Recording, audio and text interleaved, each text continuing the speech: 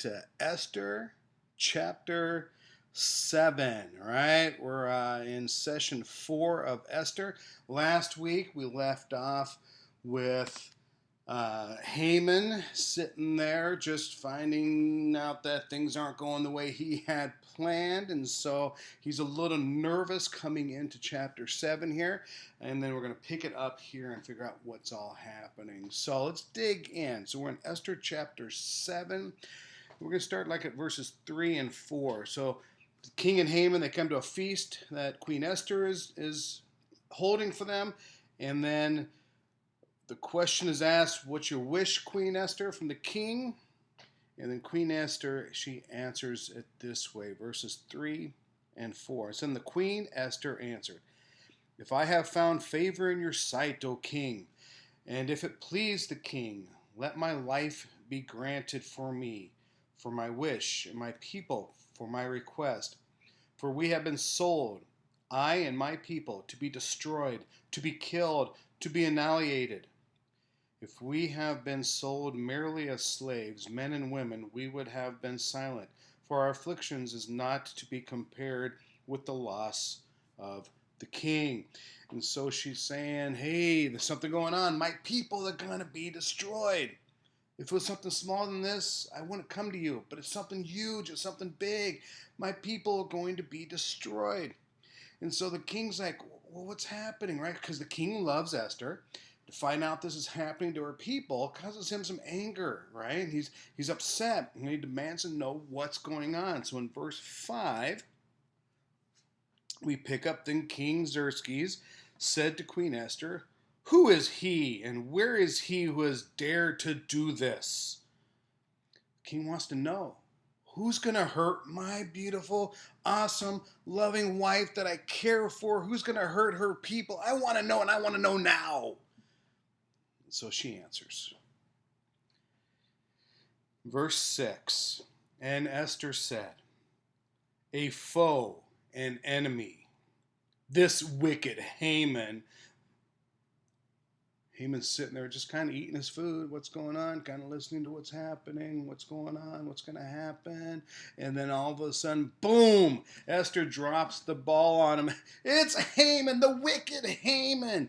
Then Haman was terrified before the king and queen. Could you imagine? All of a sudden, now the king knows you plotted to kill Esther and her people. You plotted to kill the queen. You plotted to annihilate them, to get them all completely out of here. So what are you going to do, right? And so we pick that up in verse 7. Then the king arose in his wrath from the wine drinking. Remember, when he drinks, he kind of gets upset and makes some decisions and does some things. So he's had his wine. He's upset and angered, and in his wrath, he went to the palace garden. But Haman stayed to beg for his life from Queen Esther. Right? So he had to get away because he knew if he made the irrational decision, he's going to regret it like he did earlier with Vashti, right? His first queen, his first wife there. And so he leaves to kind of calm down a little bit. And while he's gone, Esther is sitting there, and then Haman comes over and begins to beg for his life. In verse 7 there, for Queen Esther, for he saw that harm was determined against him by the king. He knows the king's going to come back and something bad's going to happen, right? So he's begging. Now in verse 8, this is kind of an interesting little twist here. And then the king returned from the palace garden to the place where they were drinking wine, as Haman was falling on the couch where Esther was at. And so Haman's begging, please, please, please, don't, be nice, be merciful to me, talk to the king, make sure I don't get killed, something bad happens to me. Come on, please, Esther, I'm so sorry, I didn't really mean it.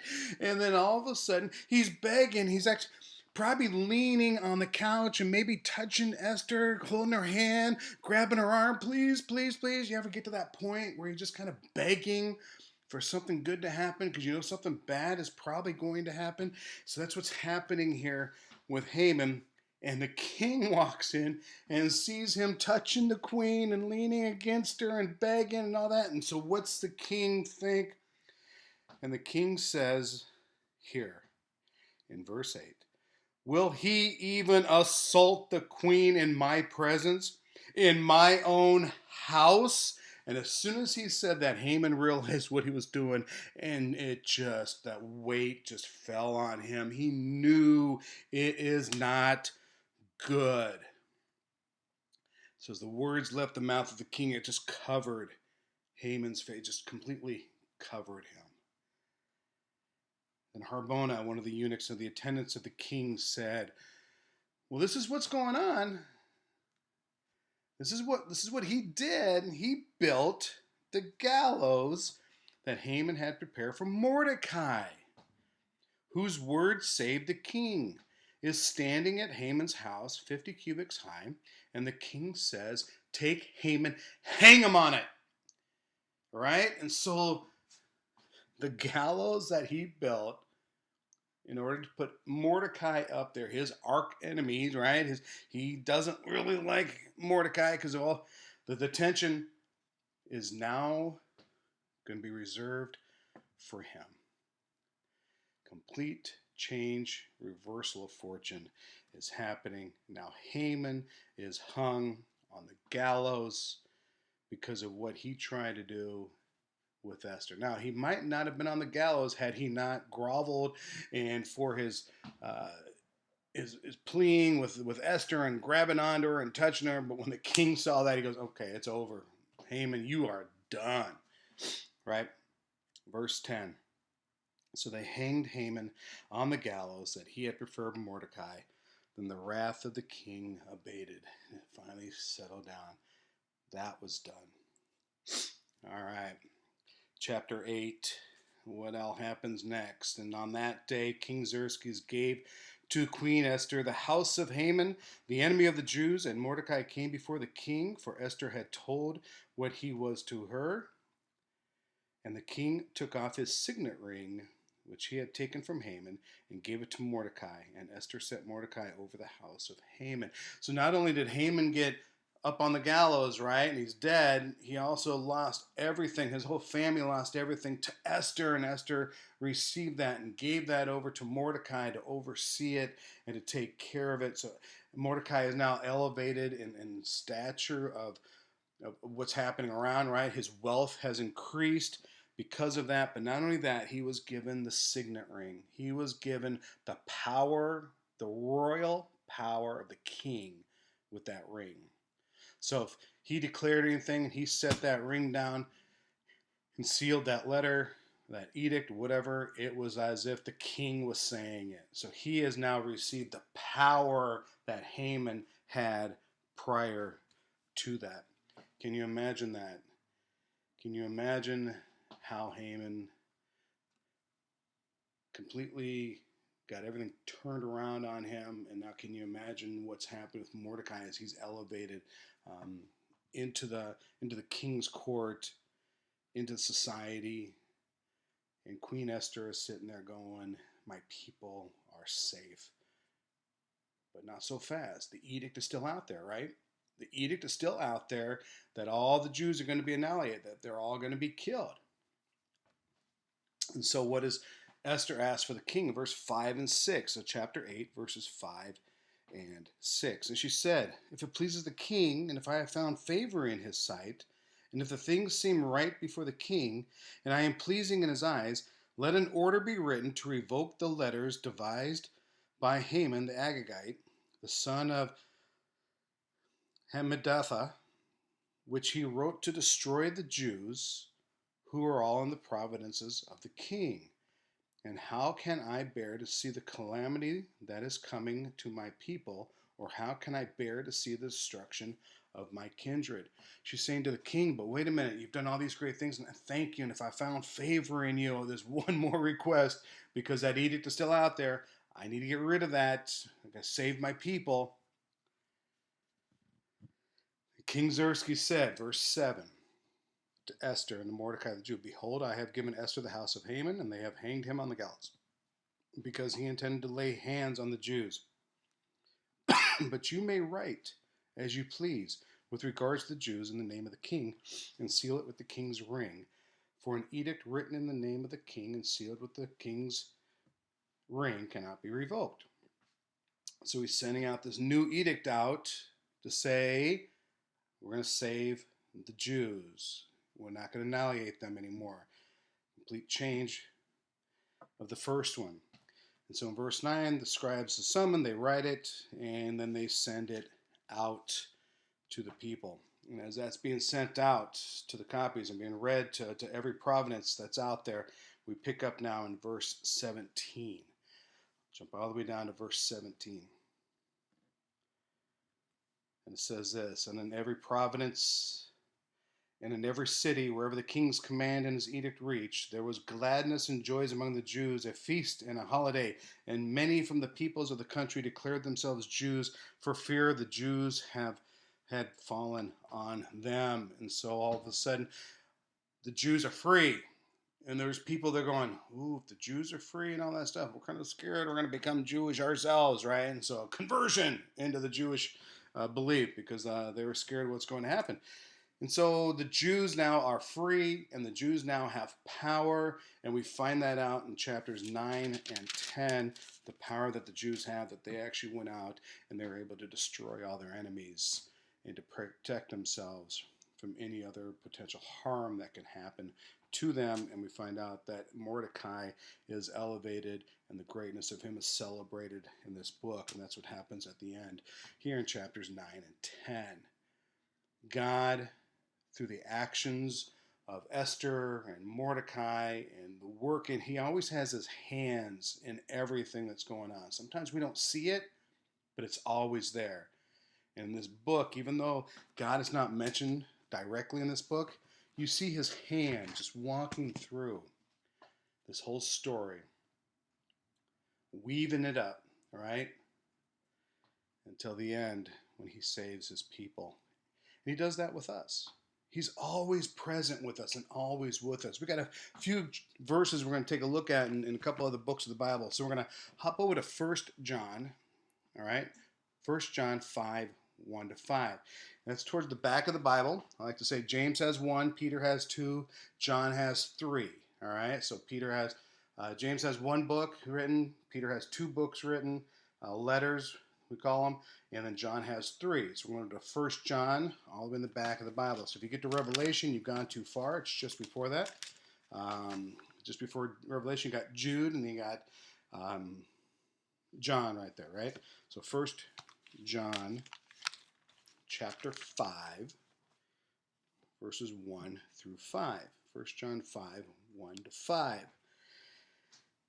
So back there in the back of the Bible, here we go. We'll pick it up here. So everyone who believes that Jesus is the Christ has been born of God, and everyone who loves the Father loves whoever has been born of him.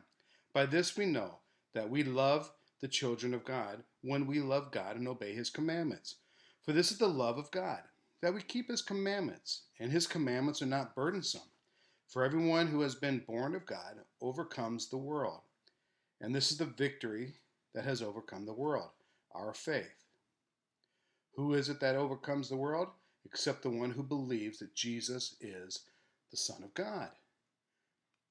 So we see, we love God and we love others, and people know that because of our faithfulness and how we walk with God. And when we are with God and we understand the love that God has for us in this world, no matter what happens, we know that God is always with us. And we have overcome this world. Now, why have we overcome this world? Let's jump over to John. So this is the letter, 1 John, written. Now we're going to jump over to John, the book of John, that was written about the life of Jesus. We call that the gospel. So the gospel of John is being picked up here. So Matthew, Mark, Luke, John. So if you go about 2/3 of the way in the Bible, you're going to find where the gospels start.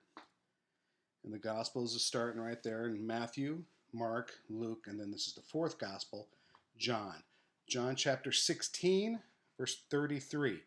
John 16, 33. And it says this, I have said these things, I being Jesus, so Jesus has said these things to you, that in me, Jesus, that in Jesus you may have peace. Who doesn't want peace in this world, right? In the world you all have tribulation, but take heart, I have overcome the world. we're gonna have problems, right? We're gonna have these situations like Esther had. These situations when things just don't seem right, and we're missing something, and something's got to get changed. And so, what do? We need to be faithful, take the step of faith, knowing that God has overcome the world. Take heart. I have overcome the world. Jesus says, the world has nothing compared to me. Stay focused on me, love others, and we're going to take care of this. Stay faithful. Walk with me. I have overcome the world. Now, why is that important? Because in this world, things are going to come after you left and right.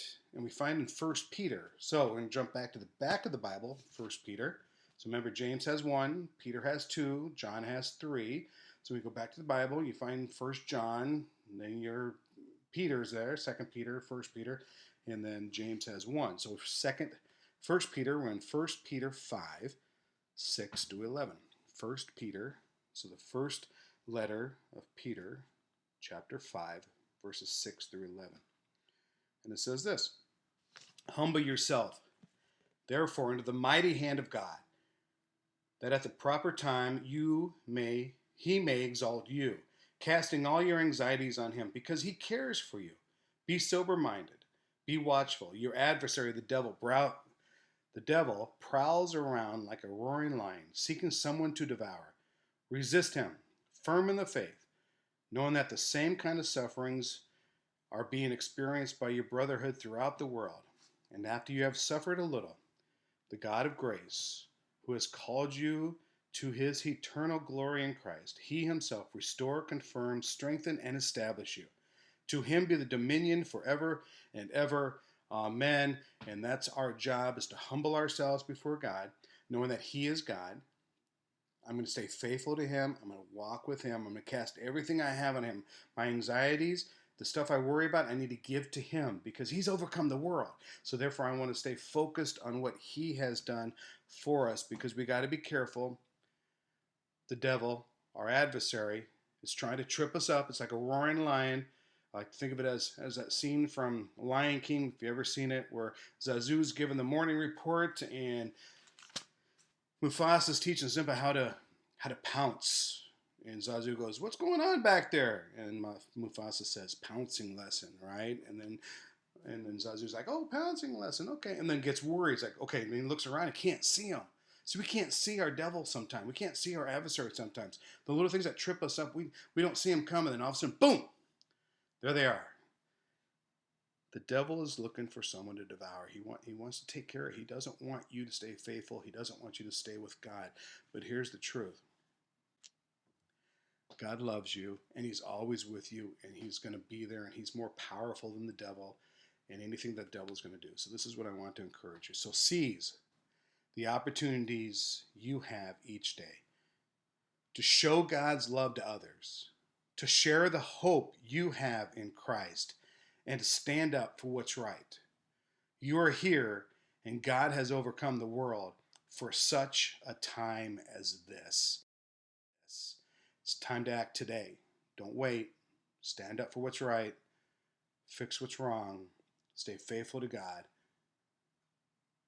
And he will always be with you no matter what. You could take that to the bank. It's been awesome having you along with me on this journey through Esther. I pray that you understand that God has purpose and plans for you. And that purpose and plan always includes you staying faithful and helping to make this world a better place. Seize the day today for such a time as this. Take care. God's blessings to y'all.